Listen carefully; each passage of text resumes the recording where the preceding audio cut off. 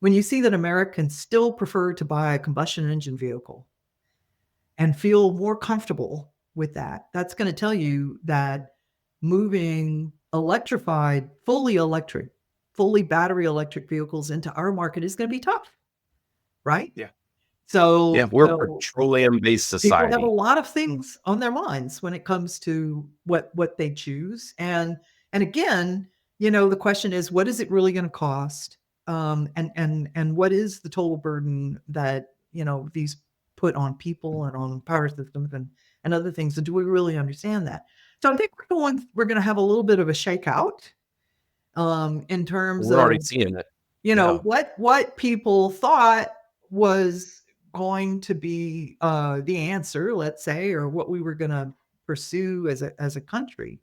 Now, the challenge here is the one that President Trump is kind of rolling up, that we're having a lot of different and interesting reactions to.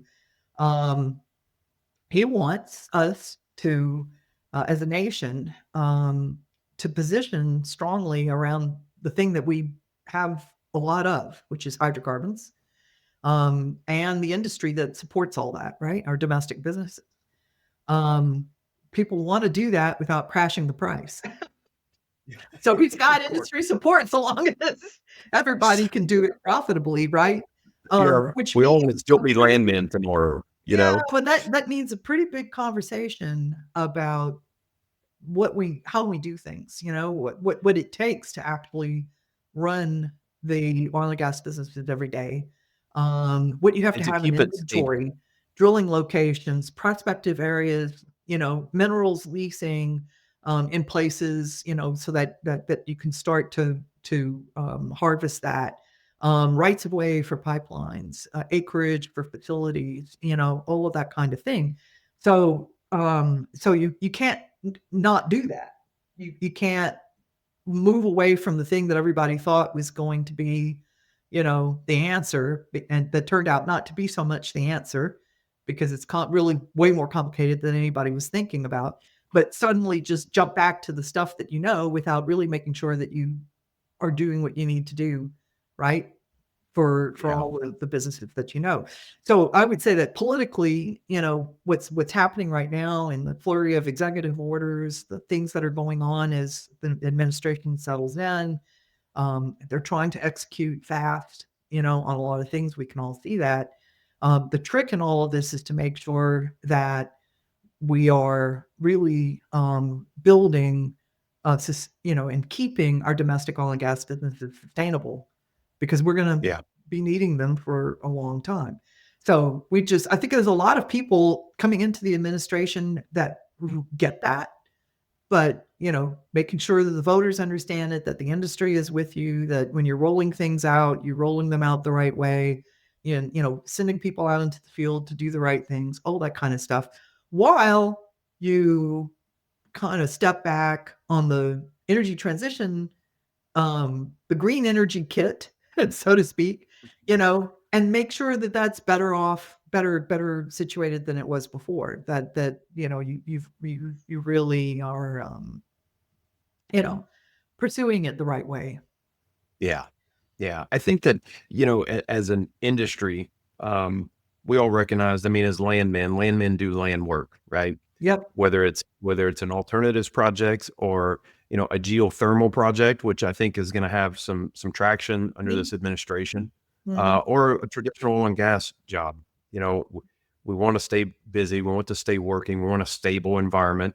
We don't want to see an oil price crash where, we're out of work. I think there's somewhere in the middle, right? Yeah. I think everybody you talk to in the land community is behind the concept of all of the above, right? How can why would we not want to have efficient transportation of electricity? We know there's demand for electricity and it's going to increase. Where Yeah. do we get that from? Obviously, we know we have ample natural gas. We've got one of the world's largest oil deposit in the state of Texas. We're a very, rich country in that aspect from a hydrocarbon standpoint. But who wouldn't want to be able to leverage, a viable project that's an alternatives project, and who wouldn't want to get behind improvements in technology for transportation of electricity? I know you've talked a lot about, and you touched on your nanotechnology, your nano, is it nanotubes? And then carbon Yeah, I mean, nanotubes. yeah, how could I mean, I think everyone recognizes that we're not getting away from oil and gas, and we don't want to get away from oil and gas. It's right here. We're very good at doing our jobs as an industry. But how can we improve everything else that we do? How can we make a more efficient electric vehicle if someone chooses to drive an electric vehicle?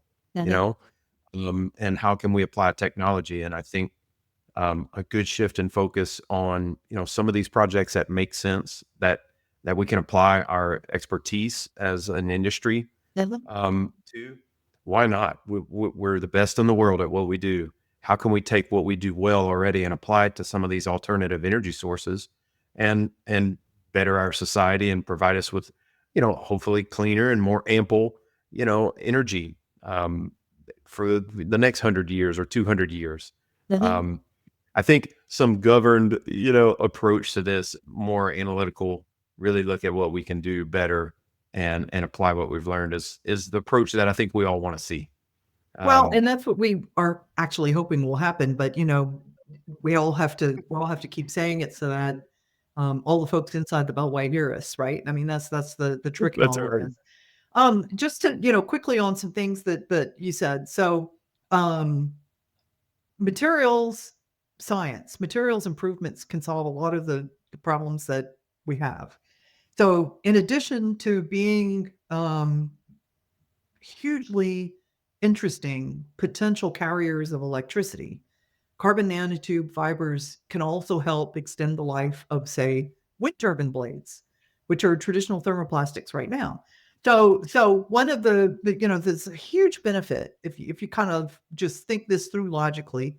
There's a huge benefit to paying attention to, you know, your basic research and development platforms, and thinking about what you can get out of those that can come into the mix of things that everybody is interested in doing, because we're gonna be better off regardless, right? The second thing, back to, kind of making sure that we're doing this in a calm and thoughtful way. um, it's it's I think Americans are really bad at, these days anyway. Maybe I don't think we used to be this way, but I think we've kind of become this way. I think we're bad at, worrying about brass tacks or focusing on brass tacks, on basic things, right? We want the glamour and the high tech stuff, the it's like a form over function, or a form versus Mhm. function kind of debate.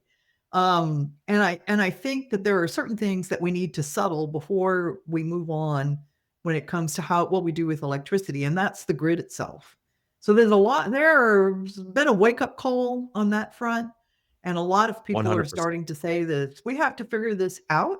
How does how do our electric power transmission and distribution systems work? How do they interact?